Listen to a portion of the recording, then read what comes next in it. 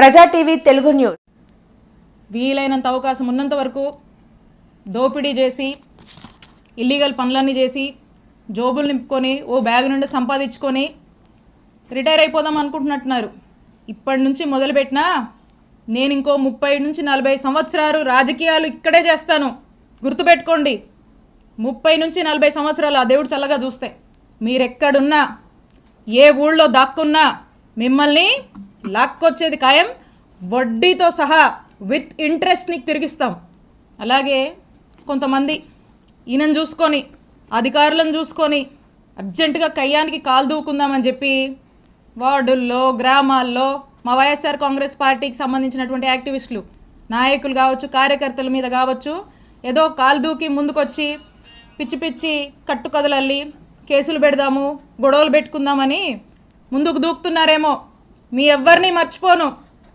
అందుకే చెప్తున్నా, ఆయనకి మీకు మీ ఎవ్వరిని వదిలిపెట్టం.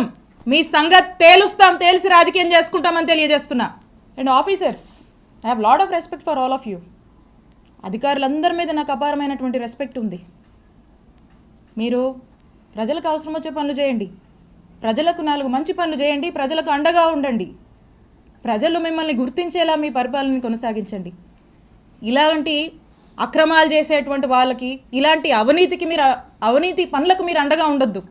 కొంతమంది ఉన్నారు బాగా అత్యుత్సాహానికి పోతూ ఇట్లాంటి పనులు చేస్తూ ఉన్నారు. నేను చెప్తున్నా, ఇలా అత్యుత్సాహంతో ఏ ఆఫీసర్ అయినా ఇష్టం వచ్చినట్టు చేస్తూ ముందుకు వెళ్తున్నాడా, I'm telling you, you will face severe consequences in the future. You are going to face severe consequences. నేను హెచ్చరిస్తున్నా. అత్యుత్సాహం చూపించేటువంటి ఆఫీసర్లని, మరింత అత్యుత్సాహం చూపిస్తున్నటువంటి కొంతమంది టీడీపీ వాళ్ళని, ఇక్కడున్నటువంటి ఎమ్మెల్యే పుల్లారావు గారిని మీరు మా జోలికి వస్తే మమ్మల్ని తప్పుడు కేసుల్లో ఇరికిచ్చి నానా ఇబ్బందులకు మమ్మల్ని గురి చేస్తే, I'm telling you, note this, for every action there is an equal and opposite reaction. Newton's 3rd law గుర్తుపెట్టుకోండి. For every action of yours, there is going to be an equal and opposite reaction from us when day comes, when time comes. మాకంటూ ఒక రోజు వస్తుంది.